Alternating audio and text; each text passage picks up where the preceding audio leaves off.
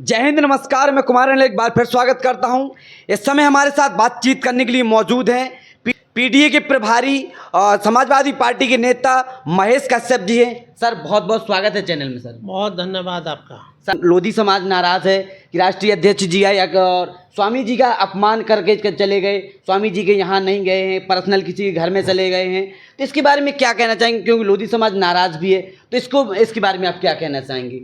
वो ये कह रहे हैं कि सिर्फ जब वोट लेने की बारी आती है तब प्रणाम करते हैं, तब वहाँ दंडवत प्रणाम करते हैं। जब कोई ऐसे में आते तब क्यों नहीं गए स्वामी जी के यहाँ? पर देखिए, स्वामी जी हमारे भगवान हैं जी, और भगवान का कोई अनादर नहीं किया गया जी, चूँकि सांसद के रूप में ही अजेंद्र लोधी जी आते हैं, जी, उसी समाज से आते हैं। जी, अगर अपमान किया होता राष्ट्रीय अध्यक्ष जी ने तो क्यों उन्हें चुनाव लड़ाया होता, क्यों सांसद बनाया होता? तो ये तो सर चुनाव के बाद हुआ ना सर। जी, एक मिनट। राष्ट्रीय अध्यक्ष जी पहले दिन से उनकी कोशिश यही रहती है कि हर वर्ग के महापुरुषों के और हर वर्ग का सम्मान करें। जी, यह शादी का कार्यक्रम था। चूँकि व्यस्त शेड्यूल होता है, जी, नेता का अपना एक शेड्यूल होता है, बिजी शेड्यूल होता है।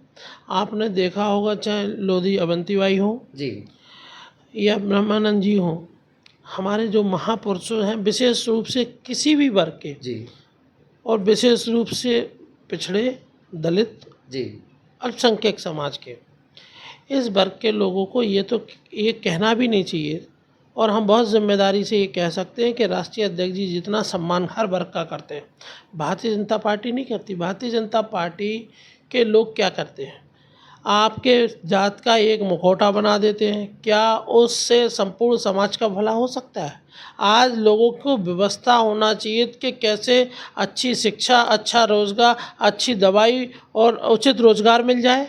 इस पे भारतीय जनता पार्टी के लोग बात नहीं करते हैं, और यही वो लोग हैं, ये जो बात आपने निकल के आई है, जो आपके माध्यम से पता चला, ये भारतीय जनता पार्टी के लोग हैं। भारतीय जनता पार्टी के लोग चूँकि जोड़ के राजनीति करने पे भरोसा नहीं करती भारतीय जनता पार्टी, तोड़ के राजनीति करने पे भरोसा।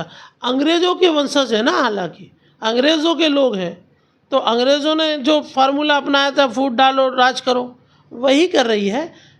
अगर ऐसा कोई बात होती तो अजेंद्र राजपूत को सांसद बनाया है, और भविष्य में मौका मिलेगा तो सब वर्गों को मौका देंगे। और जहाँ तक राजपूत समाज की बात है, राजपूत समाज को पूरा सम्मान है, और पूरे प्रदेश भर से हम आपको बता दें, चूँकि हम पूरे प्रदेश के सचिव हैं, पूरे प्रदेश से राजपूत समाज के लोग हमसे कांटेक्ट बना रहे हैं एक साधारण से कार्यकर्ता के साथ में। जी, बड़ी संख्या में राष्ट्रीय अध्यक्ष जी के भी कांटेक्ट में। जब समय आएगा तो पता चलेगा भारतीय जनता पार्टी को कि राजपूत के साथ साथ कुशवाहा, निषाद, पाल, प्रजापति सब खिसक गया, सब समाजवादी पार्टी में। 27 की रणनीति क्या होने वाली है? 27 में आपकी पार्टी कितना जोर आजमा रही है? क्या क्या आजमा रही? क्योंकि प्रत्याशी भी हमारे यहाँ से बहुत जोर आजमा रहे हैं। सर, इसके बारे में क्या कहना है? 27 की रणनीति कैसी तैयारियां हैं सर? देखिए कि 24 का चुनाव था, आपको देखा होगा, पार्लियामेंट जी, का। इसी बुंदेलखंड में समाजवादी पार्टी को प्रचंड जीत दी, जी, और ये संकेत दे दिया कि ये जो दमनकारी सरकार है, इसको उखाड़ फेंकने के लिए बुंदेलखंड के लोग संकल्पित हैं। जी, आने वाले वक्त में, चूँकि अभी राष्ट्रीय अध्यक्ष जी का एक दौरा हुआ जी, है बुंदेलखंड में, और जिस तरीके की व्यवस्थाएं हैं, आने वाले वक्त में राष्ट्रीय अध्यक्ष जी का भी दौरा बड़े पैमानों पर होगा। वहीं हम जैसे कार्यकर्ताओं को जो जिम्मेदारी बुंदेलखंड भर में दी गई है, जी, तो हम लोग भी ये संकल्प लेके निकले हैं कि जब तक ये दमनकारी सरकार को, भ्रष्टाचारी सरकार को उखाड़ के नहीं फेंक देंगे, समाजवादी पार्टी की सरकार नहीं बना ले लेंगे, उस दिन तक हम लोग भी अपने घरों में बैठने वाले लोग नहीं है। लोगों के बीच में जाएंगे, बात करेंगे। राष्ट्रीय अध्यक्ष जी निरंतर बुंदेलखंड पर अपनी नज़र बनाए हुए हैं।